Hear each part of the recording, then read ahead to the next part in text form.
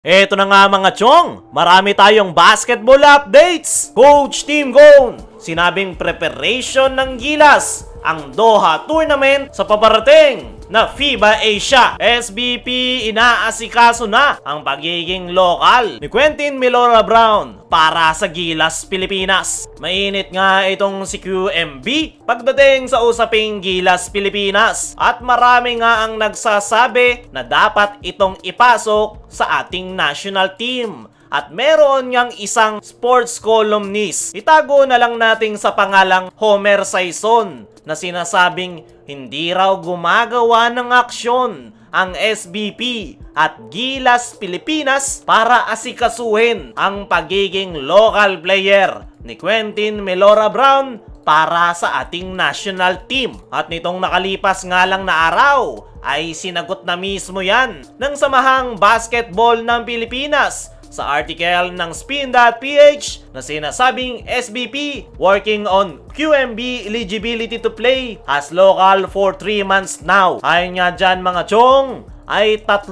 buwan na ang nakakalipas simula ng asikasuhin ng Samahang Basketball ng Pilipinas yung papeles ni QMB.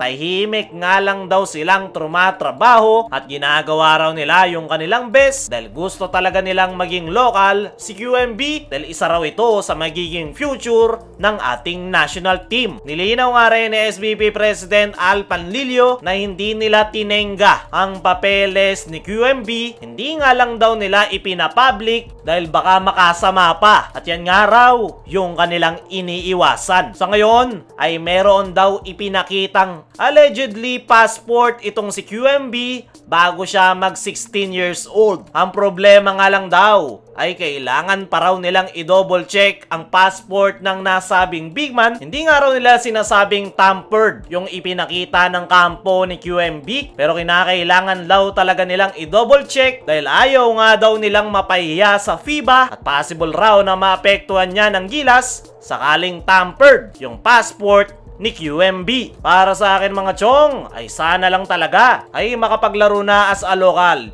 itong si Quentin Milora Brown dahil malaki nga yung maitutulong nito sa loob ng painted area, lalo na't injured nga si Kai Soto. Pero tingnan na lang natin yung magiging update dyan sa mga susunod na mga araw. Dumako naman tayo dito sa kabilang balita. Coach Tim Cone, sinabing preparation ng Gilas ang Doha Tournament sa paparating na FIBA Asia. Ngayon nga natapos na yung packet tournament na sinalihan ng ating national team sa Doha, Qatar. Ay nilinaw nga mismo ni Coach Tim na hindi preparation sa upcoming FIBA Asia Cup qualifiers yung kanilang ginawa. Hindi nga daw sa minamaliit nila ang Chinese Taipei at New Zealand, ay no bearing game na nga lang daw yan para sa ating national team dahil qualify na nga ang Gilas Pilipinas sa FIBA Asia at yan na nga raw yung kanilang focus at pinaghahandaan. Ayon pa nga rin kay Coach Tim ay ang paparating na qualifiers kontra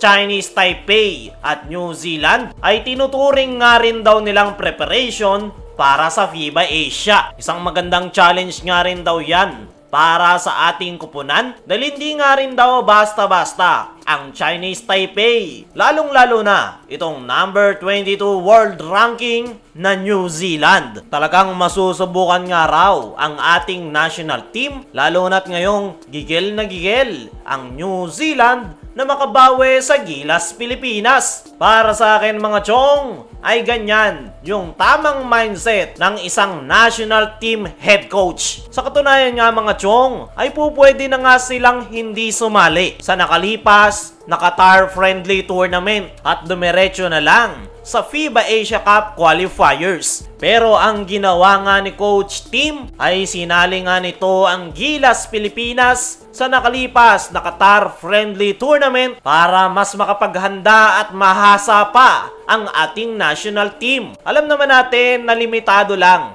yung preparation ng Gilas Pilipinas dahil sa conflict schedule ng mga players. Kaya naman, ang ginawa ni Coach Tim ay sinasali niya ang Gilas Pilipinas sa mga packet tournament kung saan nagsisilbing preparation yan ng kanyang koponan sa paparting na FIBA Asia. Grabe nga yung sakripisyo na ginagawa ni Coach Tim para sa Gilas Pilipinas. Ginagawa nga nito ang lahat para mapabuti ang nasabing koponan kahit pa apektado na yung kanyang koponan na Barangay Ginebra na naghahanda sa semifinals. Ayon pa nga mismo kay Coach Tim, ay naging mahirap nga raw yung kanilang sinalihang packet tournament sa Doha, pero gaya nga raw ng kanyang palaging sinasabi, gusto niyang mahirapan ang kanyang koponan dahil diyan nga raw sila mag-grow at makikita kung ano pa yung mga butas na kinakailangan nilang magawan ng paraan